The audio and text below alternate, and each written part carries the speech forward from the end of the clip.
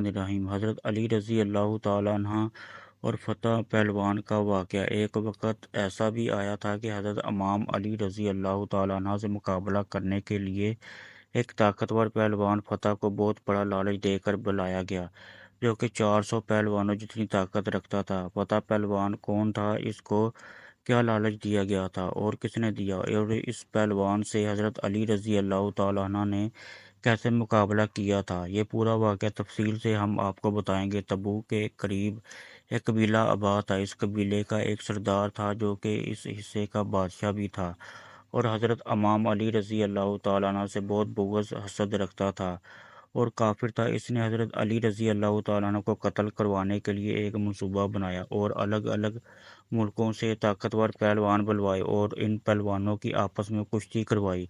400 पहलवान, इन सभी की आपस में कुश्ती करवाई। 400 में से 200 निकले, फिर इन 200 पहलवानों की कुश्ती करवाई, इनमें से 100 निकले, फिर इन 100 पहलवानों की आपस में दोबारा कुश्ती करवाई, इनमें से 50 निकले, फिर इनकी कुश्ती करवाई, इनमें से 25 निकले। ऐसा करते करते इनमें से सिर्फ 2 रह गए और इन दोनों की आपस में कुश्ती करवाई, जिनमें से एक जीत गया। जो पहलवान जीत चुका था, इसका नाम फ़तह था। ये पहलवान 400 पहलवानों को हरा कर जीत चुका था। बादशाह बहुत मुतासर हुआ और कुछ दिन फ़तह को आराम करवाया, फिर इसे बुलाया। अब इस पहलवान से कहता है, बात सुनो, अब मैंने तुम पर इतना खर्च किया, इतने पहलवान मंगवाए, इसकी वजह क्या थी? क्या तुम वजह जानते हो? पहलवान ने कहा, नहीं, मैं वजह नहीं जानता। बादशाह ने कहा, मैं अपने लिए कोई पहलवान नहीं रखना चाहता, बल्कि मैं एक शख्स से शदीद नफ़रत करता हूँ, इसकी पहलवानी बड़ी मशहूर है। अब ये बात काबिल गौर है कि हज़रत अली रज़ी अल्लाह ताला अन्हु का ज़िक्र पहलवानों में क्यों किया गया। इस बादशाह के कहने पर इसके जो दरबार में तहरीरकार था, इसने हज़रत इमाम अली रज़ी अल्लाह ताला अन्हु के बारे में ही यही लिखा था कि वो बहुत बड़ा पहलवान है, ताकतवर है। इसलिए बादशाह ने भी फ़तह को यही कहा कि अली एक पहलवान है और तुम इससे मुकाबला करो, इसके साथ जंग करो, इसे कत्ल करके इसका सर मेरे पास ले आओ। अगर तू ऐसा करता है तो मैं तुम्हें अपनी बेटी का रिश्ता दूंगा और अपनी सल्तनत का आधा हिस्सा तुम्हें दे दूंगा और मुझे फ़ख्र होगा, तू मेरा दामाद है। एक दूसरी रिवायत में ऐसा आता है कि बादशाह इस पहलवान का चचा था और ये जवान अपने चचा की बेटी पर आशिक हो गया। जो इन अपने चचा के पास गया और कहा कि चचा जान, मुझे आपकी बेटी बहुत पसंद है, मैं इसका हाथ मांगने के लिए आया हूँ। बादशाह ने कहा, कोई बात नहीं, लेकिन इसका महर बहुत भारी है। जवान ने कहा, जो कुछ भी हो मुझे कबूल है। बादशाह ने कहा, मदीना शहर में मेरा एक दुश्मन है, इसका सर मेरे पास लाओ, इस वक्त मेरी बेटी तुम्हारी होगी। जवान ने कहा, चचा जान, आपके दुश्मन का नाम क्या है? कहा, अक्सर लोग इसे अली इब्न तालिब के नाम से जानते हैं। बहरहाल अब फ़तह ने 8 या 10 पहलवानों साथ लिए और अपने 2 बेटों को भी अपने सफ़र में हमराह किया। वो मदीना की तरफ निकले। जब वो मदीना की हदूद में पहुंचे तो वहां पहुंचकर इन्होंने अपने खैमे वहां लगा लिए। अगली सुबह फजर का वक़्त है, एक अरबी जवान मदीना शहर से निकला। इसके हाथ में एक बेलचा और एक रंबा था। इसे देखकर फ़तह के बेटे ने कहा, बाबा, वो एक शख्स आ रहा है, क्यों ना हम इससे पूछ लें कि अली कौन है, कहाँ मिलेगा। इन्होंने इनसे शख्स को बुलाया, ए नौजवान, इधर आओ। अरबी जवान ने कहा, काम आपको है, आप आए। फ़तह और इसके बेटे चल पड़े। वो पास आए और कहा, ए नौजवान, हम इस शहर में एक शख्स की तलाश में आए हैं, इसी के मुतल्लिक पूछना है। इसने कहा, क्या पूछना चाहते हो? पूछो। फ़तह बेटे ने पूछा, हम जिससे मिलना चाहते हैं, इसका नाम अली है। अरबी जवान ने कहा, क्या आप पहले इसे मिल चुके हैं? इन्होंने कहा, नहीं। फिर पूछा, कभी इसको देखा है? इन्होंने कहा, नहीं। फिर पूछा, कभी इसकी बात सुनी है? इन्होंने कहा, नहीं। फिर इसने फरमाया, तुम्हें अली से क्या काम है? उन्होंने कहा, हम इसके साथ कुश्ती लड़ना चाहते हैं, दंगल करना चाहते हैं। इस शख्स ने कहा, वो क्यों? फ़तह के बेटों ने कहा, हमने इस काम के पैसे लिए हैं। इस पर फ़तह ने कहा, इसके साथ लड़ने का हमें बहुत बड़ा इनाम, इसके लिए अली का सर लेने आया हूँ, क्योंकि इसने अपनी बेटी का महर अली का सर करार दिया है, जो कि मुझे बहुत महबूब है। अरबी जुबान ने कहा, तुम अली का मुकाबला नहीं कर सकते। इसने कहा, क्या आप अली को जानते हो? अरबी जुबान ने कहा, जी हाँ, हर रोज़ इसके साथ होता हूँ और हर रोज़ इसको देखता हूँ। उसने कहा, अली कैसी हैबत रखता है कि मैं इसका सर तन से जुदा नहीं कर सकता। अरबी जुबान ने कहा, मेरे कद जितना इसका कद है और जिसामत भी मेरे अंदाज के मुताबिक है। اس نے کہا اگر تمہاری طرح ہے تو پھر کوئی مسئلہ نہیں۔ عربی جوان نے کہا پہلے تم مجھے شکست دو پھر میں تم کو علی کا پتہ بتاؤں گا۔ ٹھیک ہے، ایک کام کرو، تم پہلے مجھ سے لڑو، اگر جیت گئے تو علی سے مقابلہ کر لینا، کیونکہ علی کا پتہ اس وقت صرف میرے علاوہ اور کوئی نہیں جانتا، اور یہ صرف مجھے ہی معلوم ہے کہ علی اس وقت کہاں ہے۔ فتح نے کہا ٹھیک ہے۔ اب ایک طرف فتح اور دوسری طرف وہ عربی جوان۔ فتح جس نے 400 بڑے پہلوانوں کو ہرایا تھا۔ فتح نے کہا کس ہتھیار سے لڑنا چاہتے ہو؟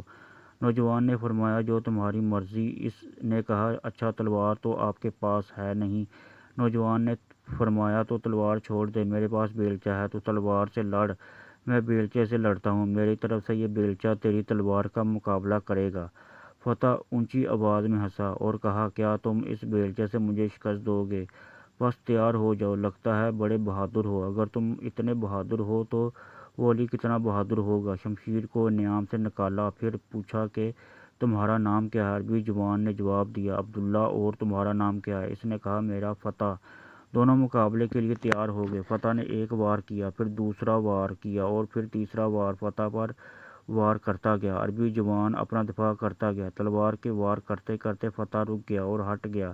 عربی جوان نے کہا فتح اور کوئی فرمائش؟ فتح نے کہا اے اجنبی، تو نے مجھے مایوس کر دیا، تلوار اور بیلچے کی لڑائی ختم کرو، اب ہاتھوں سے لڑتے ہیں۔ فتح نے ایک اور وار کیا، پھر دوسرا وار کیا اور پھر تیسرا وار کیا، لیکن عربی جوان دفاع کرتا گیا یہاں تک کہ فتح تھک گیا۔ پھر فتح کہتا ہے اب تیسرا مقابلہ دنگل کا لڑتے ہیں، جس میں مجھے فن ہے، مہارت ہے، جس طریقے کا استعمال میں آخر میں کرتا ہوں، برچی میں اب برچی سے لڑنا چاہتا ہوں۔ عربی جوان نے کہا ٹھیک ہے، تو برچی سے لڑ، میں اپنے رمبے سے لڑتا ہوں۔ اس سے بھی یہی ہوا، فتح وار پر وار کرتا گیا، عربی جوان رکتا گیا۔ اب فتح کہنے لگا میں تھک گیا ہوں، تو نے ایک وار بھی نہیں کیا، اب تو وار کر۔ عربی جوان کے پاس جو رمبا تھا اسے فتح کی طرف کیا اور اشارہ کرتا گیا، عربی جوان رمبے کو اوپر کرتا جا رہا تھا، فتح بھی رمبے کے ساتھ ساتھ اوپر اٹھتا جا رہا تھا۔ فتح گھبرا گیا، بیٹے پریشان ہو گئے، نوکر سارے خوفزدہ ہو گئے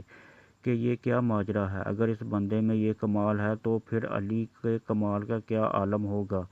پھر عربی جوان نے فتح کو چشم زدن میں کندھے اور بازو سے پکڑا اور آسمان کی طرف بلند کیا اور زمین پر دے مارا اور اس کا خنجر اپنے ہاتھ میں لیا اور بلند کیا۔ فتح نے کہا اے اجنبی، میں ہار گیا اور میں اپنی ہار قبول کرتا ہوں، آپ جیت گئے، آپ کی فتح ہو گئی، لیکن اب مجھے چھوڑ دیں اور میری بات سنیں۔ عربی جوان نے اپنا رمبا اور بیلچہ ایک جانب رکھا اور کہا ہاں اب بتاؤ فتح کیا کہنا چاہتے ہو؟ فتح نے کہا اے اجنبی، جس معاملے کے لیے میں آیا تھا وہ تو پورا نہیں ہوا، وہ اب تو مجھے بتا دو کہ تم کون ہو۔ عربی جوان نے فرمایا جس علی کو تم ڈھونڈ رہے ہو میں ہی علی ابن ابی طالب ہوں۔ جیسے ہی نے یہ سنا رونے لگا، ڈر گیا، خوفزدہ ہو گیا۔ حضرت علی رضی اللہ تعالیٰ عنہ نے پوچھا فتح رو کیوں رہے ہو؟ اس نے کہا میں بڑی امید لے کے آیا تھا، بہت بڑا انعام ملے گا اور پھر جس عورت سے مجھے محبت ہے وہ عورت ملے گی۔ حضرت علی رضی اللہ تعالیٰ عنہ نے فرمایا اے پہلوان، اگر میری وجہ سے خدا کے بندوں میں سے کسی کا دل شاد ہوتا ہے تو میں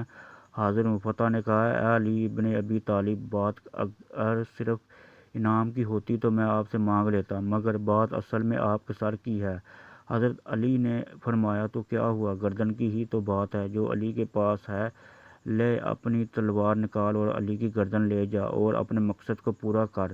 فتح نے کہا اے علی، اتنی مدت کے بعد، اتنے عرصے کے بعد کوئی رہبر ملا، کوئی رہنما ملا ہے، کوئی قائد ملا ہے اور میں ایک عورت کی خاطر اس کی گردن اتار دوں، یہ نہیں ہو سکتا۔ یا علی، آیا تو آپ کو قتل کرنے تھا، آیا تو آپ کو ہرانے تھا، لیکن میں تو خود قتل ہو گیا ہوں، خود ہار گیا ہوں، آپ مجھے کلمہ پڑھائیں، میں مسلمان ہونا چاہتا ہوں۔ حضرت علی رضی اللہ تعالیٰ عنہ نے کلمہ پڑھایا اور فرمایا پہلے تیرا نام فتح تھا، اب کیا رکھوں؟ فتح نے کہا جو منظور نظر ہو وہ نام رکھ دو۔ حضرت علی مسکرائے اور فرمایا پہلے تو فتح تھا، آج سے تیرا نام قمبر ہے، آج سے میں تیرا نام قمبر رکھتا ہوں۔ اور تاریخ گواہ ہے تب سے لے کر آخر تک قمبر نے آپ رضی اللہ تعالیٰ عنہ کا دامن نہیں چھوڑا اور آپ کا غلام بن کر رہا۔ اللہ تعالیٰ ہمیں ان کے نقش قدم پر چلنے کی توفیق عطا فرمائے اور ہمیں نیکوکاروں میں شامل کرے، آمین۔